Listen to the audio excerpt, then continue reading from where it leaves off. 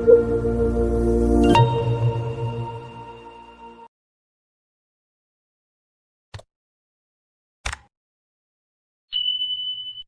மக்களே. நம்ம இந்த வீடியோல நம்ம கிளம்ப் ராட்டை பத்தி பார்க்க போறோம்.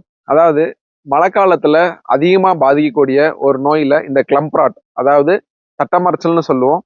இதுவும் நமக்கு நல்ல ரீதியில மழை காலத்துல பார்த்துட்டு இருக்கோம். ஆனா இன்னும் நிறைய ஃபீல்ட்ல கிளம்ப் ராட்டு தொடர்ந்து வந்துகிட்டே இருக்கு.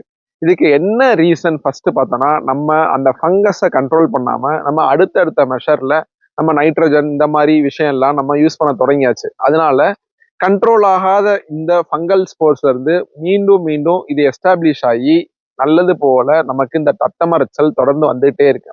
ஸோ இதை நீங்க கண்டிப்பா இப்பவே அரெஸ்ட் பண்ணி ஆகணும்.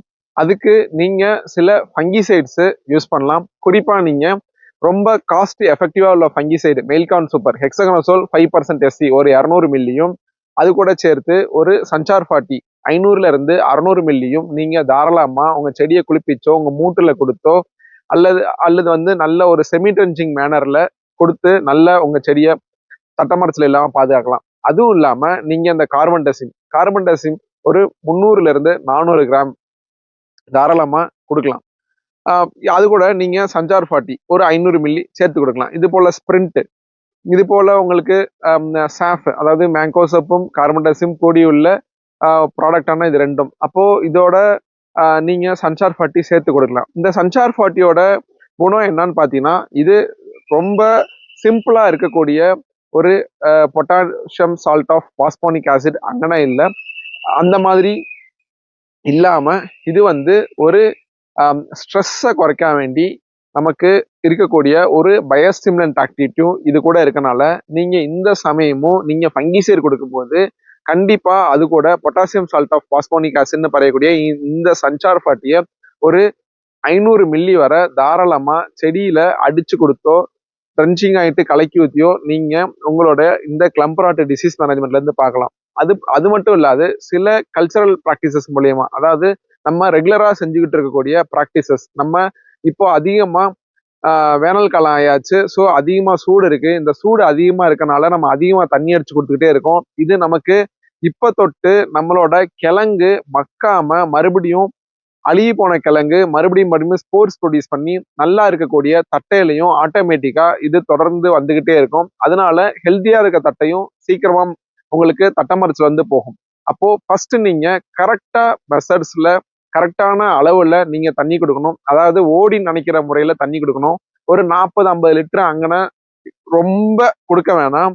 அளவா அடிச்சுட்டு போய் நீங்க ஒரு 10-20 லிட்டர் வரையுமே நீங்க ஒரு 3 நாள் 4 நாள் 3 நாள்லயே உங்களுக்கு திருப்பி அந்த ரெகுலர் தண்ணி அடிச்சு கொடுக்குற டைம் வர மாதிரி நீங்க உங்க காட்டுல இந்த மெஷர்ஸை தாராளமா ஃபாலோ செய்யலாம். அப்போ ஒரு வாரத்துக்கு இல்ல 10 நாளைக்கு ஒரு தடவை தண்ணி அடிச்சு கொடுக்குற மெத்தடை கட் பண்ணிட்டு நீங்க எவ்ரி 4th டே வந்து ஓடி நினைச்சு போனீங்கன்னா இந்த ஃபங்கல் ஸ்போர்ஸ் வந்து நல்ல ரீதியில கண்ட்ரோல் ஆகும்.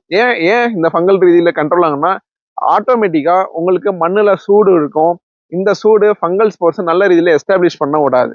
ஸோ இதுதான் இதுக்கான காரணம். அப்போ நல்லா தண்ணி அடிச்சு கொடுத்தா இந்த வேலை காலத்துல இருந்து தப்பிக்கலாம் அப்படிங்கிற நடைமுறை சாத்தியத்தை நம்ம கொஞ்சம் டெக்னிக்கலாகவும் லாஜிக்கலாகவும் பார்த்து தண்ணி அடிச்சு கொடுக்கக்கூடிய இன்டர்வெல்ல நம்ம நல்ல வைக்கணும்.